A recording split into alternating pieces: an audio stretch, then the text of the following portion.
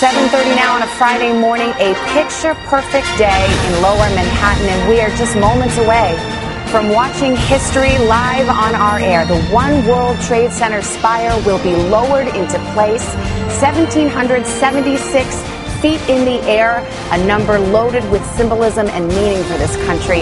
And Matt is 104 floors up or so, and he will have the honor of kicking off what has to be an incredibly delicate operation, Matt, and one that is certainly loaded with meaning for all Americans.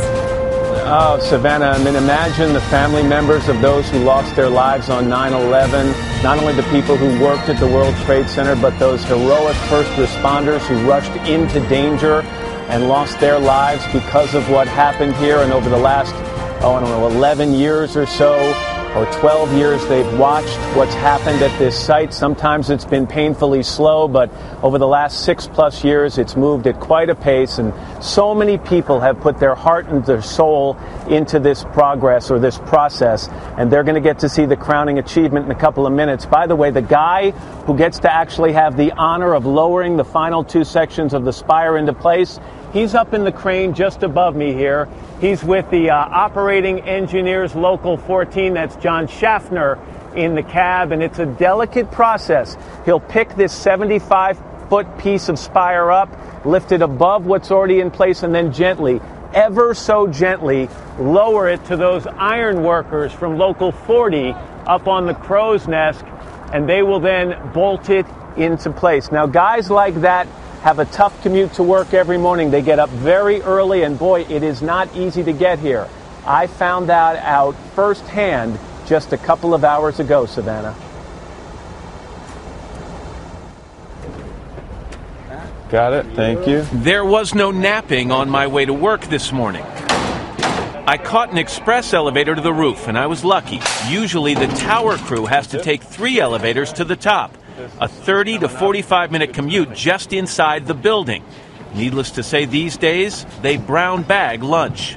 At the top, my workout begins. I have to climb 9 ladders, about 20 stories, to reach my post on the crane platform. If you don't like ladders, you can't come here.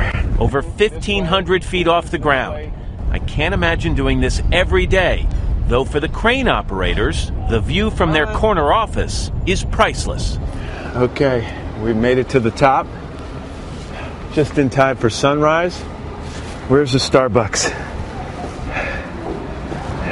It really is an incredible journey. It's harrowing at times. I'm not afraid of heights, but I found my knees knocking at certain times. This is Scott Reckler. He is the Vice Chairman of the Port Authority of New York and New Jersey. Scott, first of all, thank you so much for your hospitality. Thank you. Talk to me about the significance of today. Well, this really is a symbolic moment because this building really represents the resiliency of this country. You know, these people, the thousands of men and women that have worked here tirelessly, have done it really as a passionate tribute for the people that perished on 9/11 right on this site. Yeah, I know a lot of the workers have the 9/11 sticker on their helmets, and they had been waiting for this moment for 12 years, but certainly the last 6.5 that they've been building this building. So, Scott, can we do this? Let's do it. I think we're ready. Let's bring it up. If John Schaffner up in the cab is ready, if these guys down below are ready, let's have the crowning achievement.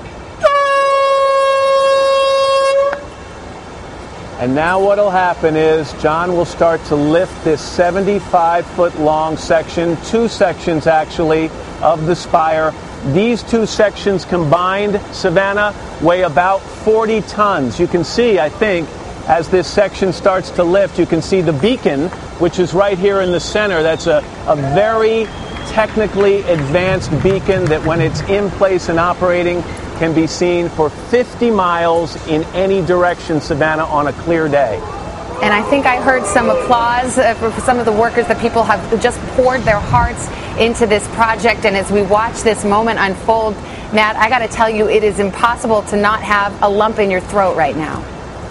Well, you know, these people got up here. A lot of the folks on the platform below us, again, we are above the roof. We are on a platform that's part of the crane above the roof of One World Trade Center. These people just wanted to be here this morning, and I would imagine down on the ground there are a lot of other trades members, union members who've had some role in the construction of this building. They are probably gathered down there, and there will be a huge piece of applause when this thing is finally lowered into place. They tell me that this, because it is such a delicate operation, imagine what would happen. I have to tell you, weather was important here. If the wind was too high, they couldn't have done it, because you start to get a 40-ton section of spire swinging because of the wind. That is a very bad situation. They're going to lift it straight up. But when they do, they'll get it above the 1,701-foot section that's already in place. They'll lower it down to those iron workers, and then they'll bolt it in place. And that's when you'll hear the applause, Savannah and Natalie. That is when these people will let some of their emotions go. Well, it is a moment loaded with emotion. And Matt, forgive me if you mentioned this already, but how long do we think this process will take? It's about a 10 to 15 minute process. You know, they have to do this carefully. It'll take about 6 or 7, 8 minutes to get this above what's already there.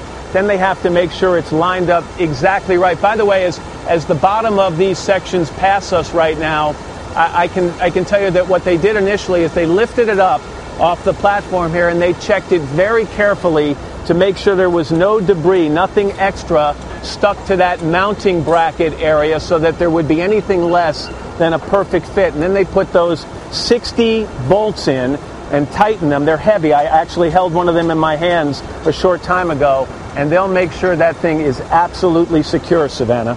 We will wait and watch. You stay right there. I know you're not going anywhere. Matt, we'll check in with you in a moment. Let's check in with Matt, who is down at the One World Trade Center site witnessing history. What do you see, Matt? Yeah, it's going great here, Savannah. These two sections of the spire are now probably a couple of 100 feet above us. They're going straight up.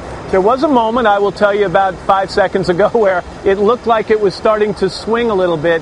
Talk about the skill and precision that a guy like John Schaffner in that cab has to employ at this time. It's got to be so steady. You can't get that thing moving in any bad direction. You don't want it to even nick slightly the existing structure here. It's probably getting up to about 20, 30 feet from where those iron workers from Local 40 are right now. It will be raised above them. Then the crane will swing a little bit, putting it directly above them. They'll check it one last time, and then John Schaffner will slowly begin to lower it. You saw it has a square mounting bracket at the bottom with lots of holes for those bolts. They will literally slide that thing perfectly into place and then quickly begin to bolt it into place. And it will be the crowning achievement of this project, Savannah, that's taken so long, the planning. And there were so many disagreements here after 9/11. What should be done with this site? Should it remain a memorial? Should there be any buildings here? Who would finance it? What was the design? Should there be 2 towers or 1? Well, all that was put aside. The rebuilding began, and everybody came together, especially these people here who've made this possible, Savannah.